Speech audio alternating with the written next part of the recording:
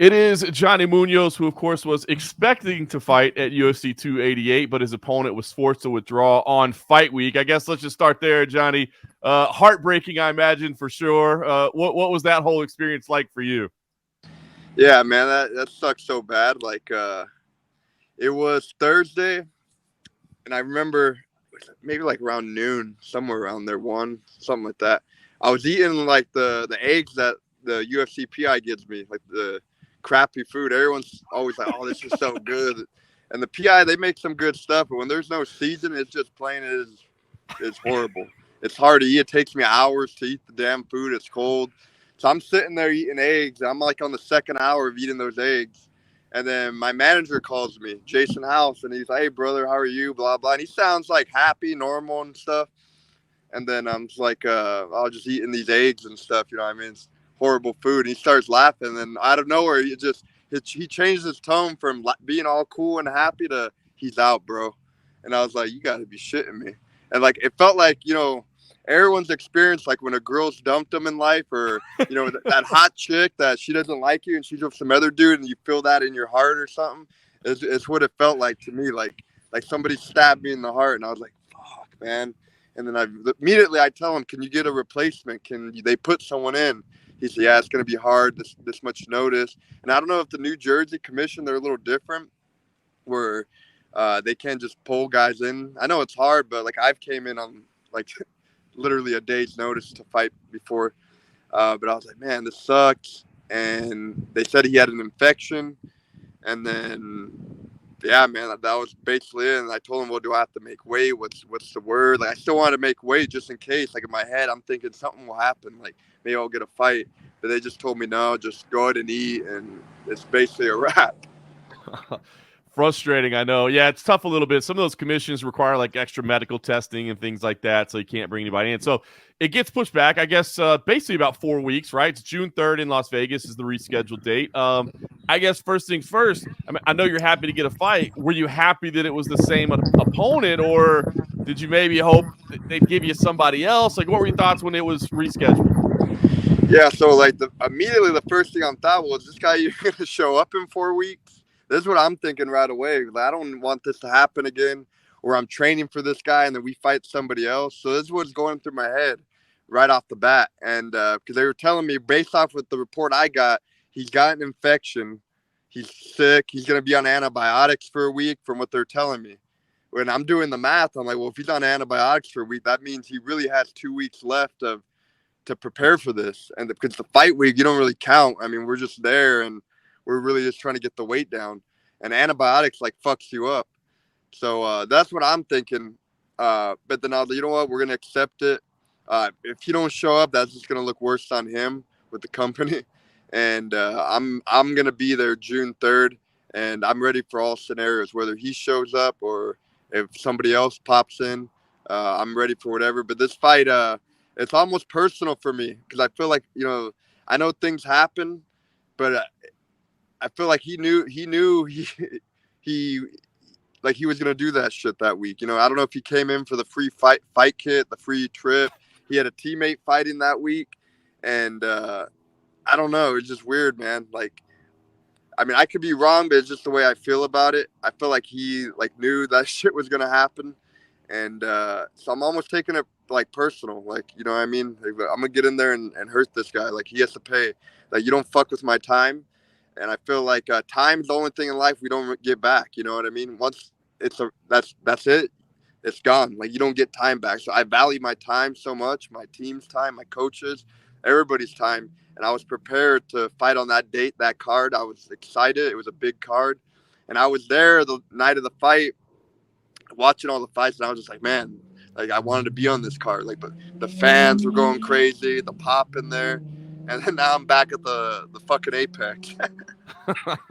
Well, I think the way you're feeling is pretty natural, right? I think a lot of guys feel that way. Is that maybe it's, maybe it wasn't on purpose, but it still does feel personal. But I think you've got the right mindset as well to be open to all scenarios, right? That maybe something will happen and, you may end up fighting somebody else. So let me ask you about your own approach. I mean, you talked about, the time that he's going to lose with, what about you as far as, you spend all this time kind of peaking to this one date and then you don't get it. And I guess there's that danger of like, now do I get right back into the gym and keep the grind up, or do I give myself a little break and rest and, so I don't over peak? So what was your approach to getting it just right?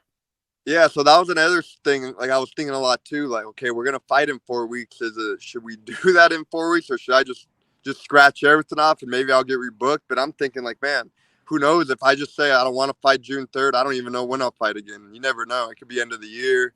So I was like, fuck. So I talked to all my coaches, strength conditioning, everybody, even like the UFC performance, and I think everyone kind of agree with the same thing. Like, most of the work's been done. And we just train Pacific, be smart, not get injured, keep the weight down, like cardio up and that stuff. And so, yeah, I mean, I feel good right now. And but, yeah, those little things are a challenge. It's never happened to me where I lost a fight on fight week. You know what I mean? I've had guys pull out in past fights, but not at this magnitude. Yeah. Talk to me about the approach to the fight itself. I mean, you got the training feed out. Do you tweak the game? I mean, you had a game plan ready to go. You were all dialed in. Like, do you spend the next 4 weeks going, maybe if we do this instead, or do you just go, hey, we know what our plan is. We know what's happening. Yeah, of course. So like I had a game plan for the May 6th event when we're supposed to fight, but I think the game plan's still similar, but I think it's just giving me more time to sharpen up more skills, because I improved a lot during that fight camp on certain things I plan on doing. So I feel like those skill sets, those weapons have been sharpened a lot, and all this that happened, it really benefits me. I think it benefits me. It doesn't benefit him. He's gonna have a lot of pressure on himself, overcoming an infection if he was on antibiotics. You know what I mean? The companies.